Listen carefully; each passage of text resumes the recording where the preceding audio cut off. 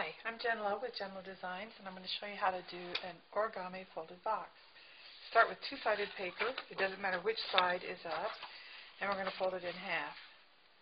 And you can simply do a finger crease.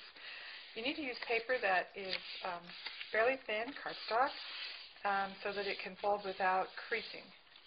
Okay, this is a mountain fold, this is a peak, and this is a valley fold. So I'm going to put this valley side up, turn it around, and we're going to make a second fold. And then we'll put this so both the peaks are up. Put your finger in the center and press down.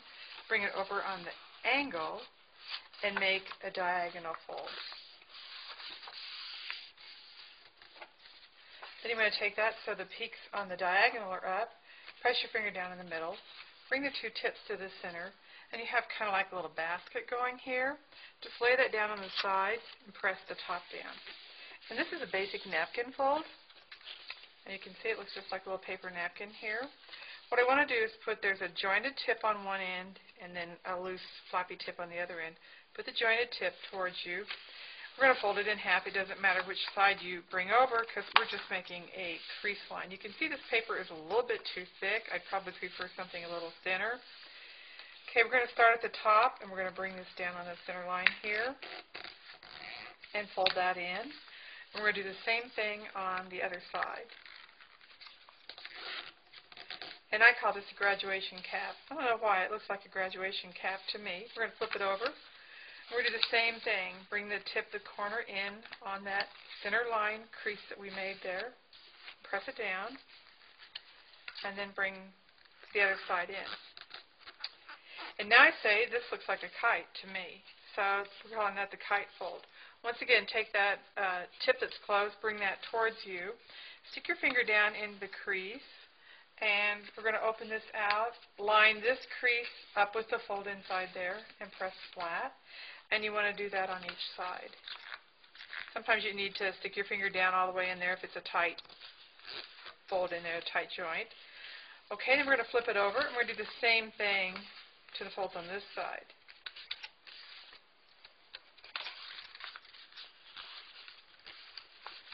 So you have a little octagon-shaped pattern going on here. Lay that back down, and we're going to fold this over now here. And you've got a crease line here. You're just going to fold it back inside on each side. So you're going to do a reverse fold here. And then you should be able to just go one flap over and two flaps over and have the same design again with those creases in here.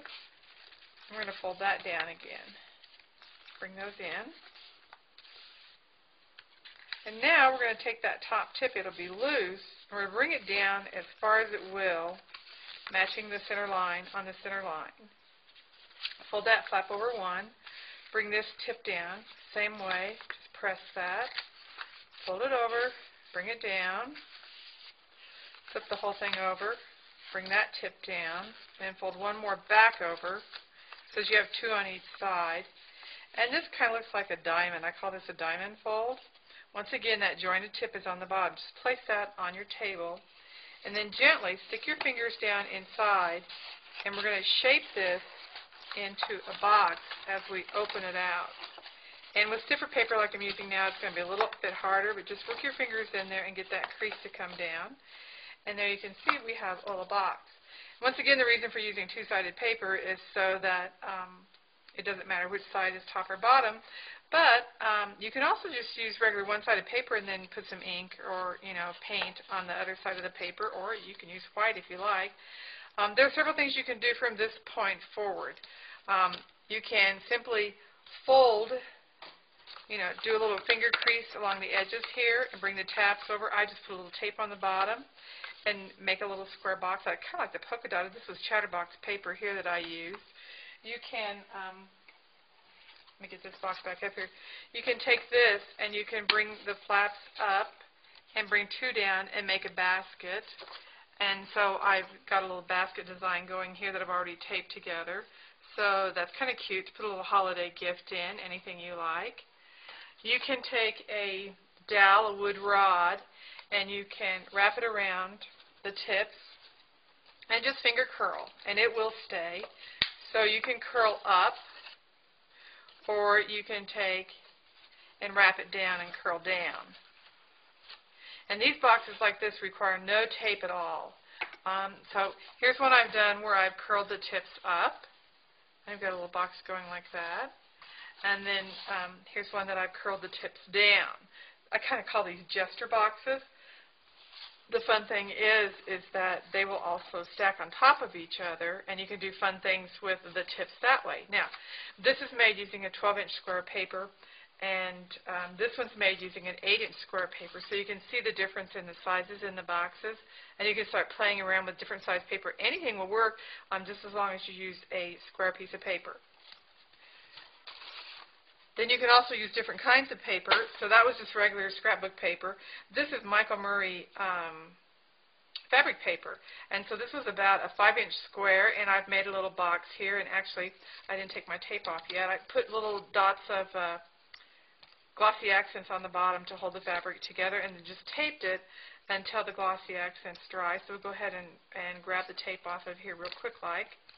And you can see now that my bottom stuck together with no tape on that. And I have a tiny little box that measures about 2 inches across, started with a 4-inch piece of paper. So once again, you can do all different kinds of sizes here. This box is less than 4 inches, and what I've done here is I put fantasy film on the back and the front of a piece of paper, and then folded that into a box, and it just heats up the edges just a little bit so that it zaps it. But I thought that would make it kind of a little cute ornament to hang on a tree. Believe it or not, once again, here we go with some stacking boxes. You can do fun little things with them. You can make a lid for your box if you want. This is the smallest I've ever done, and this was done with art clay silver paper type. And this is a paper type clay that when you fire it in a kiln with a torch, the binder burns away and it becomes 0.999 fine silver. I put a little rhinestone in the center of this. But this little box measures 1/2 inch across, and you can see from my fingers it is tiny, but I'm just going to loop a chain right through that tip there, and then I've got a little pendant that I can wear, a little necklace. So that came out really cute, and it is hard as sterling silver. It's just fine silver after it's been fired in a kiln. So that was a fun little thing to do. Finally then, I started this all because I was doing demos for Mr. Ellie Pooh, and that's Carl Wald, and he makes paper from elephant dung. Yes, it's elephant poop. So here I've done just a plain little box and taped it together.